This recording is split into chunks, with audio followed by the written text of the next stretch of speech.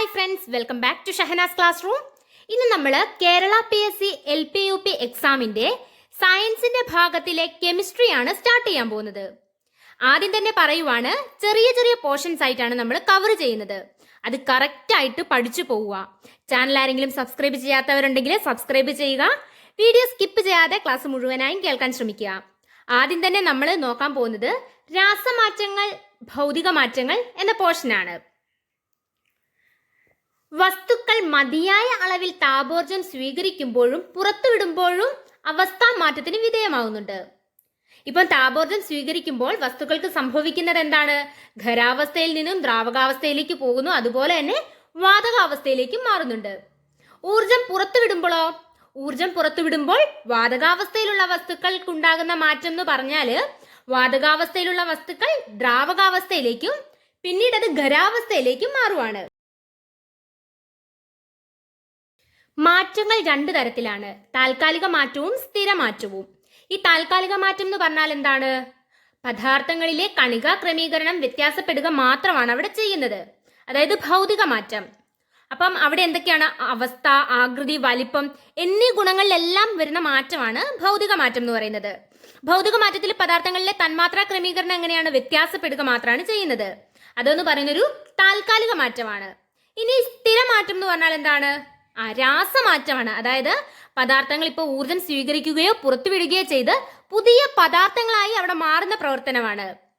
അതായത് രാസപ്രവർത്തനത്തിന്റെ ഫലമായി സ്ഥിരമായും പുതിയ പദാർത്ഥങ്ങൾ ഉണ്ടാകുന്ന മാറ്റമാണ്. അതാണ് രാസമാറ്റം എന്ന് പറയുന്നത്. നമ്മുടെ നിത്യജീവിതത്തിൽ കാണുന്ന കുറച്ച് രാസമാറ്റങ്ങൾ നമുക്ക് പരിചയപ്പെടാം.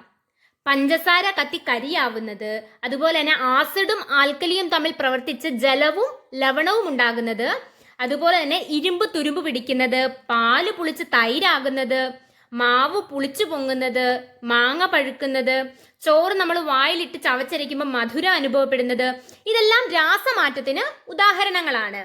ഇനി ഭൗതിക മാറ്റത്തിന് ഉദാഹരണങ്ങൾ എന്താണെന്ന് നോക്കിയാലോ? ജലം ഐസാകുന്നത്, പഞ്ചസാര വെള്ളത്തിൽ ലയിക്കുന്നത്, മെഴുകുരുകുന്നത്, ജലം നീരാവിയാകുന്നു, ജലം തിളയ്ക്കുന്നത്, കുപ്പി പൊട്ടുന്നത്, പേപ്പർ ചുരുട്ടുന്നത്. ഇവിടെയെല്ലാം എന്താ സംഭവിക്കുന്നത്?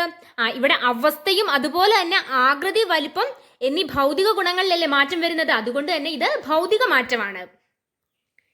ഇനി നമുക്ക് UP സ്കൂൾ അസിസ്റ്റന്റ് 2019 ചോദിച്ചൊരു ക്വസ്റ്റ്യൻ നോക്കാം.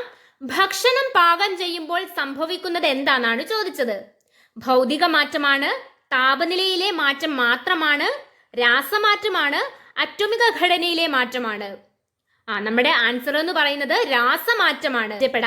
ചുവടെ കൊടുത്തിരിക്കുന്ന പ്രസ്താവനകളിൽ നിന്ന് രാസമാറ്റത്തിന് മാത്രം യോജിച്ചവ കണ്ടെത്തി എഴുതുക. പുതിയ പദാർത്ഥങ്ങൾ ഉണ്ടാകുന്നില്ല, പുതിയ തന്മാത്രകൾ ഉണ്ടാകുന്നു, സ്ഥിരമാറ്റമാണ്, താൽക്കാലിക മാറ്റമാണ്. നമുക്കറിയാം പുതിയ തന്മാത്രകൾ ഉണ്ടാകുന്നുണ്ട് രാസമാറ്റത്തില്. അതുപോലെ തന്നെ രാസമാറ്റം എന്ന് പറയുന്നത് ഒരു സ്ഥിരമാറ്റമാണ്. അപ്പം നമ്മുടെ ആൻസർ 2ഉം 3ഉമാണ്. ഈ ഒരു ഭാഗത്ത് നിന്ന് നമുക്ക് ക്വസ്റ്റ്യൻ എങ്ങനെ പ്രതീക്ഷിക്കാൻ പറ്റുന്നതെന്ന് വെച്ചാൽ, നമ്മുടെ ചുറ്റുപാടുമുള്ള ഭൗതിക മാറ്റവും രാസമാറ്റവും അതിലേതെങ്കിലും തന്നിട്ട് ഇതിലേതാണ് ഭൗതിക മാറ്റം അല്ലെങ്കിൽ രാസമാറ്റം, അങ്ങനെയായിരിക്കും ചോദിക്കാൻ ചാൻസ് ഉള്ളത്. അപ്പോൾ ഈ പോർഷൻസ് നിങ്ങൾ കറക്റ്റായിട്ട് പഠിക്കുക. ആരെങ്കിലും ചാനൽ സബ്സ്ക്രൈബ് ചെയ്യാത്തവരുണ്ടെങ്കിൽ സബ്സ്ക്രൈബ് ചെയ്യുക, ലൈക്ക് ചെയ്യുക, ഷെയർ ചെയ്യുക. Okay, thank